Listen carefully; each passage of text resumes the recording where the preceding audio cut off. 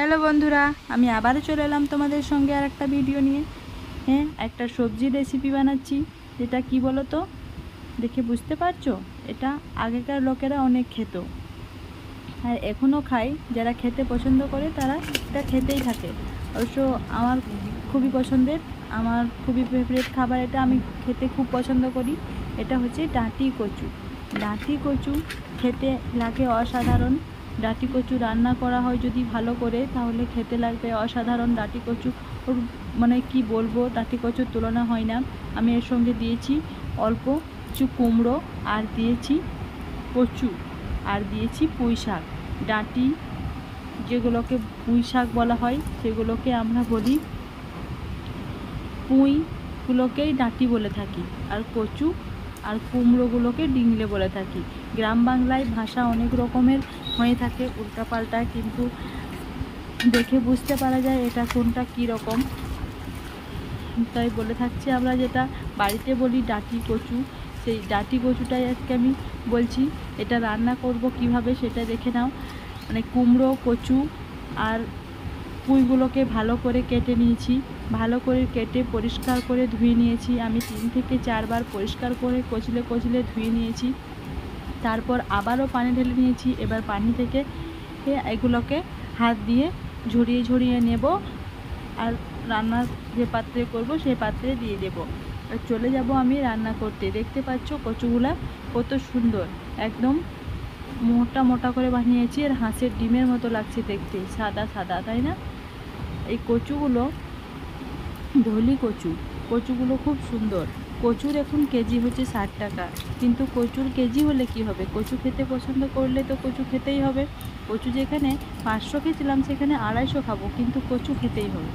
কচু না খেলে হবে না। আমি এখানে রান্নার জন্য পানি দিয়ে দিয়েছি। প্রথমে দিয়ে দিলাম পরিমাণ মতো পানি। পরিমাণ মতো থেকে যদি একটু বেশি হয় তাহলেই ক্ষতি নাই। আমি দিয়ে দিচ্ছি অল্প সামান্য সরিষার তেল বা রান্নার তেল। পানির মধ্যে দিয়ে দিলাম সরিষার তেল আর হলুদ। এবার এখানে দিয়ে দেব লবণ, স্বাদ মতো লবণ পানিটার মধ্যে দিয়ে দিলাম। তারপর দিয়ে দেব এবার মশলা। মশলা এখানে আছে কাঁচা জিরে, সর্ষে আর পেঁয়াজ, আর তার সাথে আছে 2টা কাঁচা লঙ্কা। আমি এই মশলাটা বেটে নিয়েছি, বা আগে থেকে বেটে রাখা ছিল বলে ভিডিওটা বানানো হয়নি। সিলবাটাই বেটে এনে দিয়েছে, আমি নিজে বাটন করি নাই, তাই ভিডিওটা করতে পারিনি। এবার মশলাটা যে ওপরে পানিটা ছিল ওটা আমি দিয়ে দিলাম। এবার পুঁই, কচু আর কুমড়োগুলোকে এটার মধ্যে দিয়ে দেব। সবগুলোকে আগে দিয়ে দেব, তারপর মশলাটাকে দেব। আমি পুঁই কচুগুলোকে একসঙ্গে ধুয়ে নিয়েছি। সেই ধোয়ার পরে হাত দিয়ে আবারও সেই পানি থেকে তুলে নিয়ে আমি এই পাত্রের মধ্যে দিয়ে দিচ্ছি, রান্না করার পাত্রে। সবগুলোকে একই পদ্ধতিতে আমি পুঁইগুলো সব দিয়ে দেওয়া হয়ে গেল।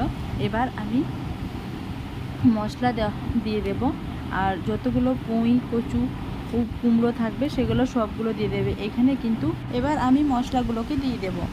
কিন্তু এখানে একটা কথা বলতে ভুলে গেছি, এখানে কাটা বেগুন ব্যবহার করা যায়। কাটা বেগুন যাদের অ্যালার্জি আছে তারা বাদ দিতে পারো, কিন্তু দিয়ে দিতে পারো। কাটা বেগুনে আমাদের অ্যালার্জি নেই, কিন্তু কাটা বেগুন বাড়তি ছিল না বলে কাটা বেগুন দেওয়া হয়নি। কাটা বেগুনের গাছগুলো প্রায় মরে গেছে, আর গাছগুলো কিছু ছিল বেঁচে, সেগুলো যেন কেটে দিয়েছিলাম বলে সেগুলো আবারও তুলে ফেলে দিতে হলো, খুব পিঁপড়ে লেগেছিলো।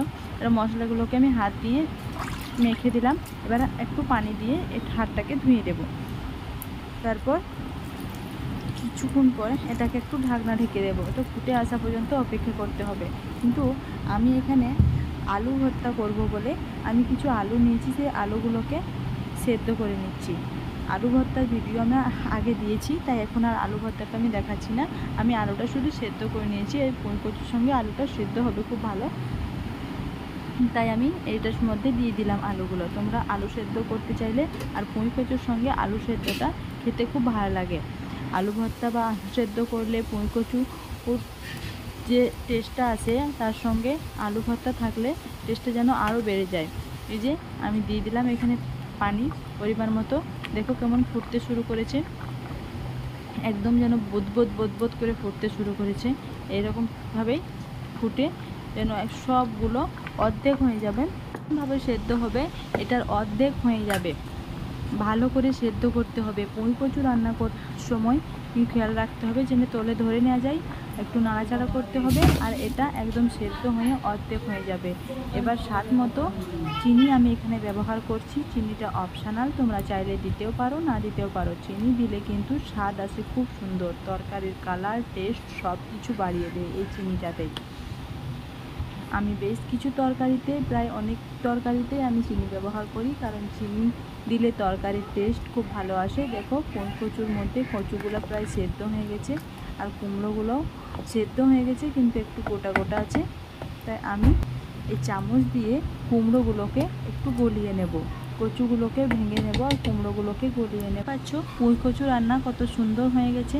এবার আরেকটু কিছু কাজ বাকি আছে, সেটা আমি এবার করতে থাকি। এদিকে পুঁই কচুটা হতে থাক, আর এদিকে আমি এই কাজটা শেষ করে দিই। কচুতে এবার তেল পাড়তে হবে, তার জন্য আমি গ্যাসে একটা পাত্র বসিয়ে দিয়েছি।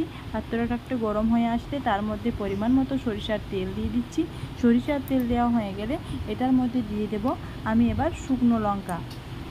আমি এখানে শুকনো লঙ্কা ব্যবহার করছি, তোমরা চাইলে কাঁচা লঙ্কা ব্যবহার করতে পারো। শুকনো লঙ্কার সেন্টটা খুব ভালো আসে বলে আমি শুকনো লঙ্কা ব্যবহার করছি।